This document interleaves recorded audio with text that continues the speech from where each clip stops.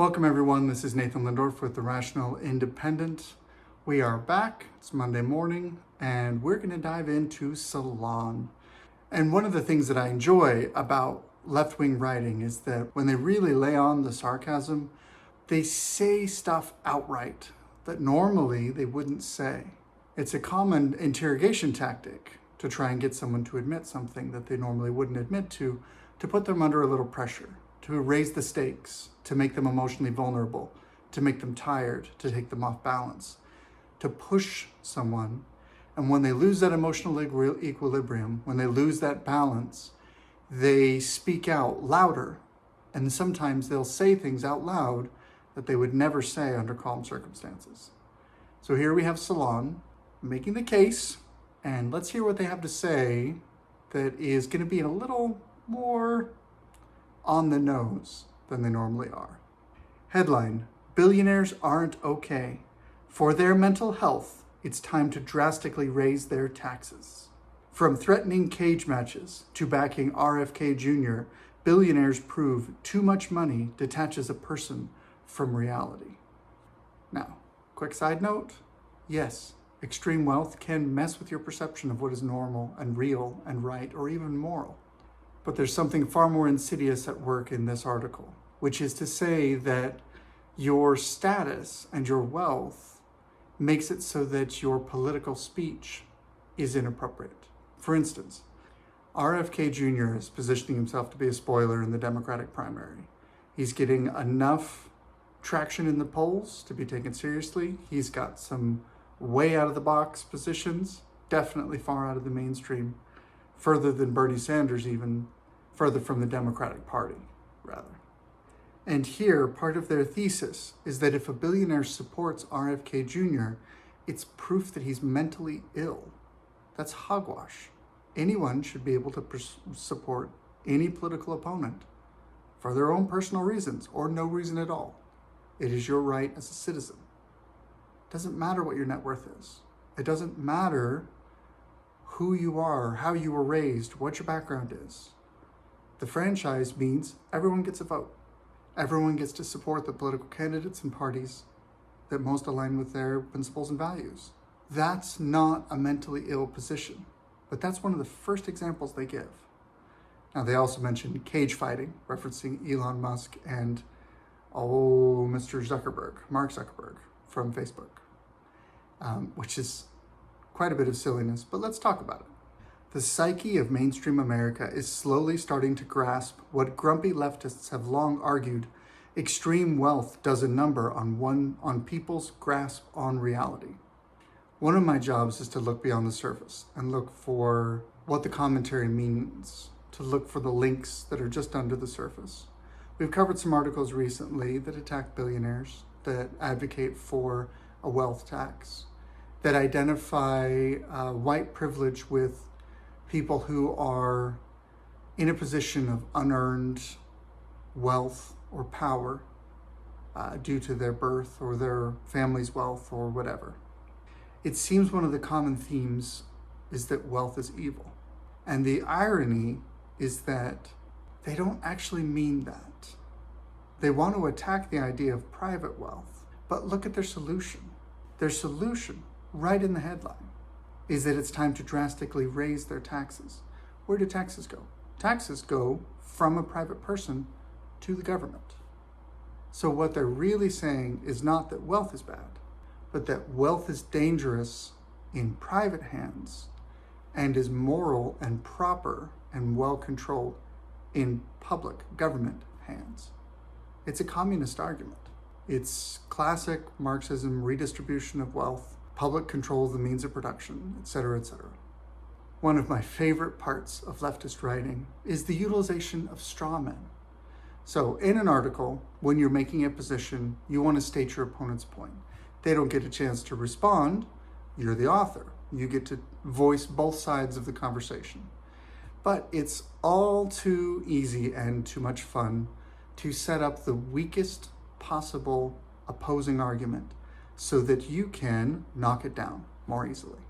That doesn't do anyone any good, because if someone reads you and believes you, they're going to assume that the other side actually believes that, which is factually not true. And if you don't agree with the author and you read it, you say, I don't know who you're arguing against because that's not me. So you failed to persuade your opponent and you've lied to your supporter. This is a lose-lose. And let's see if you can spot the straw man. For decades, the dominant narrative about the rich, especially the billionaire class, was that they really are better than us.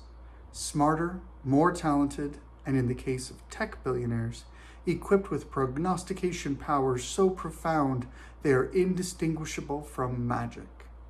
Medieval people had the divine right of kings. Modern people have the must be brilliant to be that rich fallacy. As I wrote last year, it does seem lately, however, the idea that money equals merit has finally started to falter in the public imagination.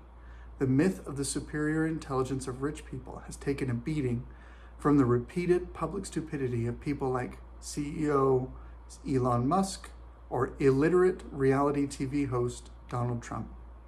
Even Microsoft founder Bill Gates, who coasted as one of the good ones, took a public faceplant by blowing up his marriage as idiotically as possible. The author is presenting that the dominant narrative in the public sphere, the public conversation, was that they really are better than us, that they have magical powers, that they must be brilliant to be that rich, that money equals merit. I've never heard anyone present these ideas. I've never heard anyone, right or left, say money equals merit or anything synonymous to that. Or, wow, those tech billionaires, they're so amazing. They must be magical. They must be so smart. That's wonderful. Like, this is nonsense. This is hogwash. And yet this is their thesis. That somehow America has been snookered by these evil billionaires, now is finally coming to its senses. And I want to put a pin in one other thing that they have right here. Especially in the billionaire class. Especially the billionaire class. There is no billionaire class. There are no classes in America. A class system says you are born into a tier in society and you live in that tier for the rest of your life and your children live in that tier. You belong there. Certain behaviors, certain social expectations, etc. Every once in a while, you might do something super ignominious and cause your family to fall down a handful of classes and become lower status people. Other times you might do something amazing in a war or another crisis and be knighted by the queen or be raised up in some way so that you are now part of the upper class, the aristocracy. It's aristocratic thinking. America was founded, and in its founding documents and in its founding culture was antagonistic to aristocratic design. Society in America is not centered around classes. You have rich people. You have poor people. People are free to move from one economic tier to another based on their fortune, based on their diligence, based on their foolishness, based on 101 characteristics. And yes, based on social discrimination, prejudice, or even social advantages. All of these things mix together to cause people's individual fortunes to rise and fall. But Warren Buffett's children don't belong to some magical class of people. He was raised very much a working class person through his tremendous diligence and his no small effort at establishing political connections. Read his biography. I've read it twice. It's another story. Anyway, he was able to increase his own personal wealth and influence far beyond the class that he started from. And now he's one of the richest billionaires in the world. Elon Musk was not born into a billionaire class. Yes, he had wealthy parents. He was born in another country. He's an immigrant. He came to this country by choice. That's good. We want to attract people who have tremendous drive and talent and vision. That's a wonderful thing about America. That's what makes America vibrant and wonderful. That anyone can make their fortune here. It's not a guarantee. It's a possibility. You're allowed to do it. That is what the American dream is. If you were not allowed to do it, it would be because you're in the wrong class. That there's a working class and a poor class and a managerial class, whatever. That's not American thinking. And here it is in one of the first sentences. Just assumed that we all agree that there's a billionaire class. False. By the way, I think it's pretty great that they reference illiterate reality TV host Donald Trump. Pretty sure he was president. Normally you give someone a title, something that they earn. It's a sign of respect, at very least. Sign of acknowledgement of historical reality, if that's as much as you can bring. But trying to turn Donald Trump into an illiterate reality TV host shows exactly how bothered by facts this author is. Not that bothered. So we're going on with their thesis. Having established that money doesn't equal brains was just the first step, though. Now another question is starting to arise in the public discourse around those who have impossibly huge bank accounts. Does having too much money damage a person's mental health? This author is showing their ignorance. They're deceiving by omission, perhaps. Perhaps they themselves don't understand it. But if so, they're not doing their job. As an author, as a reporter, you should research your subjects so you understand them, so you can describe them accurately. So if your goal is to purvey information out into society, if your goal is to lie and craft a narrative and try and exert political pressure over the people who have the misfortune of reading you and taking you seriously, then facts don't matter all that much. Then it's more about presenting things in just the right way. So, what do I mean by that? It's simple. Those who have impossibly huge bank accounts. Wealthy people don't keep their money in bank accounts. Wealthy people often have much of their wealth trapped in things that are what is known as illiquid. They are not sitting on millions of dollars in cash in their checking account. They don't use savings accounts and CDs the way you might to store their wealth. If you're Zuckerberg or Musk or Gates or Buffett, these are the people that they've referenced by name in this article. Warren Buffett doesn't have his wealth in a checking account. Neither does Musk. The lion's share of their wealth is held in equity instruments, ownership instruments, for the entities that they control or direct. That's what makes them wealthy. They create more wealth for themselves by making the companies that they control more valuable in the marketplace. That's what makes billionaires. You don't make billionaires by direct depositing into a Roth IRA. That's just not how that works. You can make comfortable millionaires that way, and that's a good thing. Many people, most people, should follow that path. Go check out Dave Ramsey. He's awesome. That's accessible for just about everybody. If you want to be a billionaire, you're not going to get there by putting money in your checking account or putting money in a CD or putting money in even into the stock market. Generally speaking, that's not how that works. If you look at Warren Buffett even, that's not really where a lot of his money came from. A lot of his money came from, yes, being very smart, being very plugged into equities, making smart investing decisions, but also finding a way to integrate himself into higher and higher tiers of society so that he was included in the inside circle of newspaper influence groups, political influence groups, etc. So that when someone needed a white knight investor, when someone needed an emergency change in management, whatever, he could step in, he could offer that capital, he could help them out, and in the process, take a chunk of ownership and leverage his assets to be worth more and more and more. More power to him. As far as I can tell, he did everything legally, and there's nothing wrong with what he did. But it's a fundamentally different game than what most Americans do, which is I get a direct deposit check, it comes into my checking account, I pay some bills, maybe I pull out some cash so I can go to the county fair or, the farmer's market. Maybe I'll put some into my savings, maybe I'll put some into a 401k or a Roth IRA. Maybe I have a pension, who knows? And you live your life that way and hopefully I can pay off the house one day, hopefully I can take care of my kids, etc., etc. That's where the average American person is. This saying either implies that the author, who likely lives more like the average person than does Bill Gates, that the author either doesn't know enough about his subjects in order to recognize that that's not how they operate, which means he's ignorant, or he's intentionally trying to conflate concepts of financial management on this topic, which means that he has an agenda and he's trying to manipulate his audience. Either way, it's not a good sign. All right, I'm running long, so I'm going to cover one more thing and then we're going to call it, because this article is just nonsense. So whether or not you're paying attention to it or not, something you might be aware of is that Elon Musk and Mark Zuckerberg are fighting. I guess there's been a bit of beef going back and forth, a bit of some spicy language and some taunts and threats and whatnot. And there's talk of some kind of fight to solve things. This is how men often solve conflict, is through physical confrontation.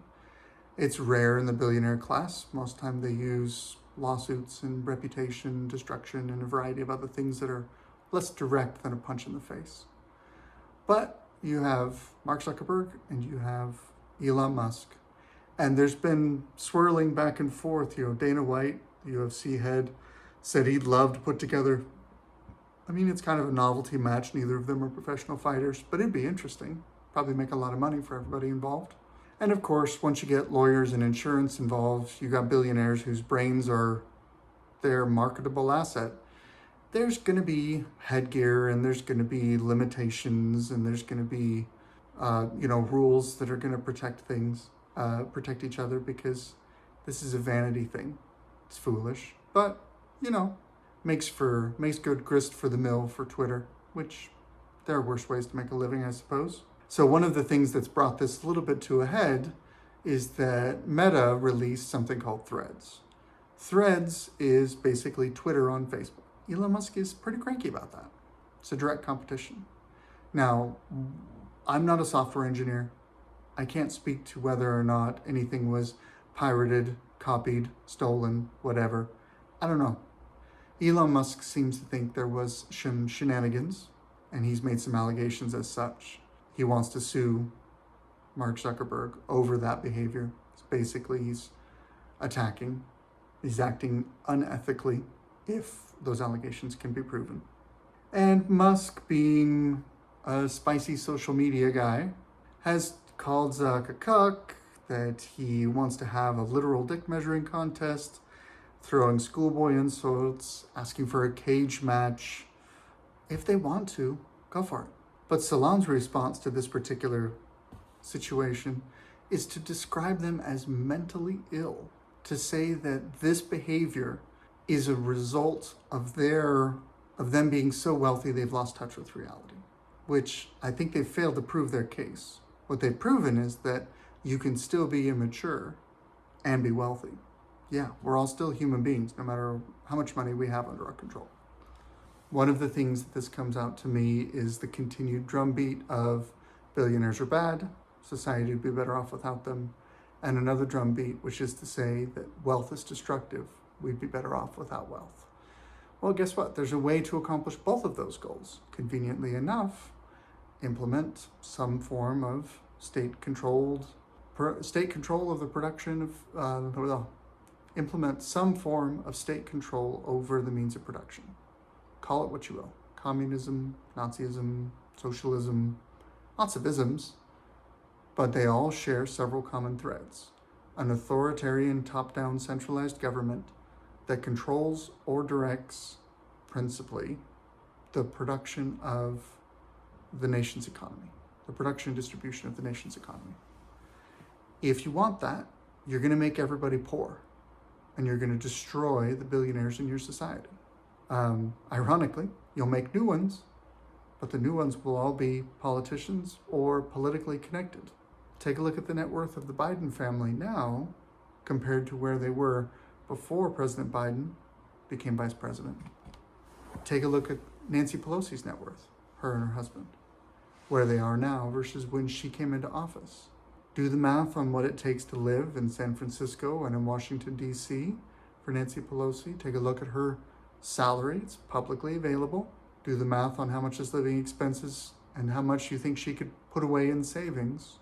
And then try and figure out how she got from, a couple $100,000 a year in salary to being worth tens of millions of dollars.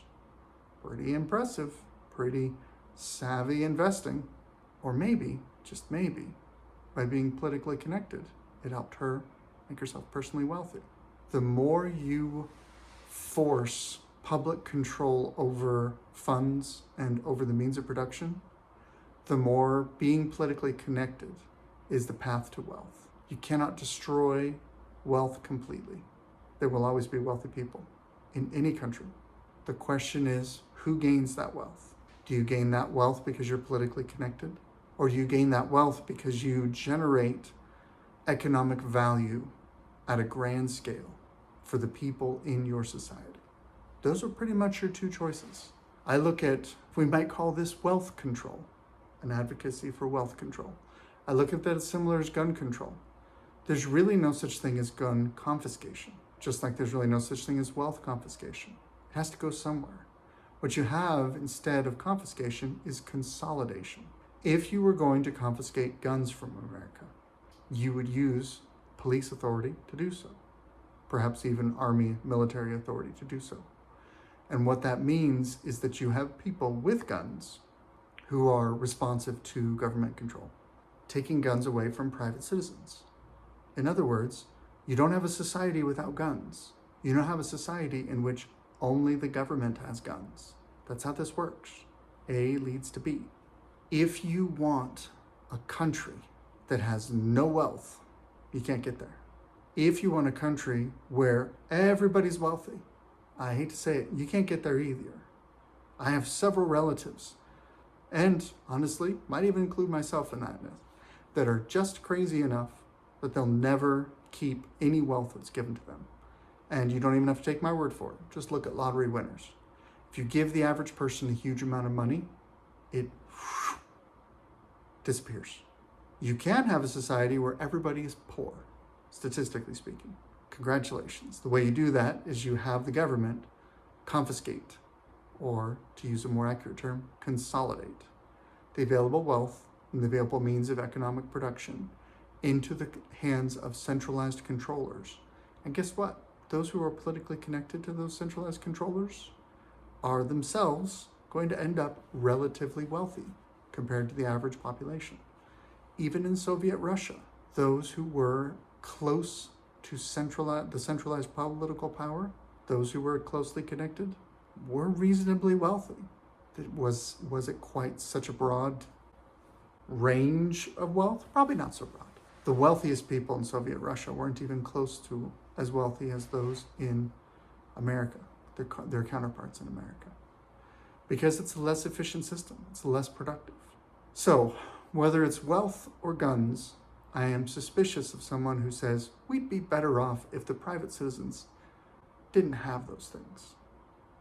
And that's one of the things that you'll see as a thesis of mine, because that perspective that we would be better off if private actors didn't have access to wealth or guns or free speech or any of these other things, that is correct if you live in a country of subjects, not a country of citizens. Subjects give up big chunks of their rights in order for the government to take care of them, to provide them with food and shelter, to provide them with protection from danger, to provide them with some form of the rule of law. But at that point, you're basically dealing with feudalism, with monarchy. The fact was, in Middle Ages, the king owned all the land, and he leased it to the peasants. And they had to pay taxes, and they had to pay rent, and they were kept perpetually broke. However, if there was a danger, then the king had to confront it. The king had to take care of it. The king had to provide for his subjects. In America, we didn't make the same bargain. In America, we made the bargain that every individual citizen is required to do more for themselves than a subject would. They need to be prepared to protect themselves, even to the point of fighting off a tyrannical government or an invasion. They need to be willing to risk and to sacrifice and to work hard with no guarantee of success. But some of them are going to do very well, and all of them are going to do pretty well. And at the end of the day, you end up with a country that is happier, prosperous, free, and chaotic America has always been wonderfully chaotic. It's one of the reasons why it stymies its enemies, and it's one of the reasons why it has done so well economically. Because that noise, that disorder, is really a society that stands ready to adapt to changing circumstances. And that's a good thing. If you have a centralized planner, and that centralized planner becomes stuck in a rut and doesn't adapt to what's coming, doesn't adapt to the changes of the times, then your country is going to be left far behind. That's my Reddit rant for today. Good luck out there.